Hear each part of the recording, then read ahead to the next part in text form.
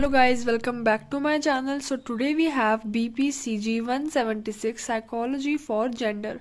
इसमें हम question start करते हैं। ये चैप्टर जो है साइकोलॉजी पे बेस्ड है, तो आपको जो प्रॉपर आपने सब्जेक्ट लिए होंगे ना साइकोलॉजी में, उसमें जो ये चैप्टर है वो जेंडर के बारे में कि किस तरह से जेंडर की जो सारे एस्पेक्ट्स है वो हम इसमें पढ़ते हैं। स्टार्ट करते हैं क्वेश्चन नंबर 1 से। ब्लॉक 1 और यूनिट 1 आपको ऊपर लिखा मिल जाएगा।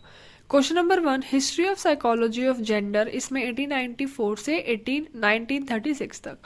देन क्वेश्चन नंबर 2, और इसी में ठीक है, ये इसी का हिस्ट्री ऑफ साइकोलॉजी का ही बता रही हूँ क्या क्या आपको पढ़ना है।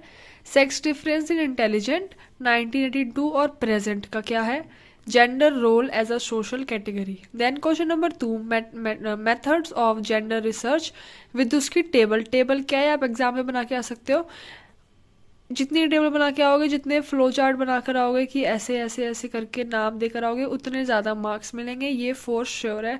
क्योंकि मैंने भी अपने एग्जाम्स में ज़्यादा से ज़्यादा साइकोलॉजी में टेबल बनाई थी, ऐसे डायग्राम्स बनाए थे। उसमें क्या होता है, आपको ज़्यादा मार्क्स मिलते हैं, क्योंकि साइकोलॉजी में ऐसी टर्म्स जो होती हैं, टेक्निकल टर्म्स होती हैं, यही ज़्यादा इंपॉर्टेंट होती है। Question number 3, some of the difficulties in gender research. Question number 14, what is androgyny. Question number 5, gender roles. Question number 6, theories about gender roles. Question number 7, gender prejudice. Question number 8, components of gender stereotype. Question number 9, violence against women, types और उसके causes क्या हैं. Question number 10, gender discrimination, gender socialization, heterosexual aggression.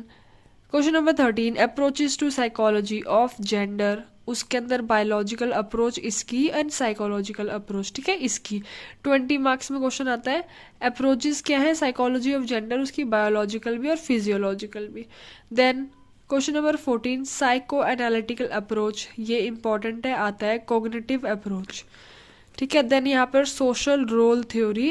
Question number 17, gender schema theory.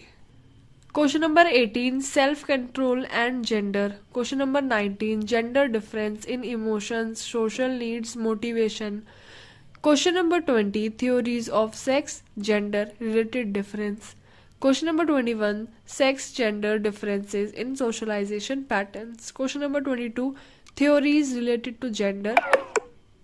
Question number 23, workplace and gender issues. Then we have question number 24, LGBT community, इसकी psychosocial status क्या है. Question number 25, non-verbal behavior, leadership and gender. Question number 27, biological factors in health. Question number 28, mental health issues and unit 5 reading. अब इसमें क्या करना है, जो मैंने आपको बताया ये टॉपिक्स आप अच्छे से करेंगे, जिसमें आपकी प्रॉपर लाइन टू लाइन आपको लर्न होगा, आप समझ के करेंगे, ताकि जो इन क्वेश्चन से अगर आपने समझ लिया सारा, तो बाकी का पेपर में अगर कुछ भी आता है, अगर इससे बाहर भी आता है, तो भी आप आराम से कर लोगे, क्योंकि इस पूरे से ना आपको उसका पूरा ओवरव्यू मिल रहा है।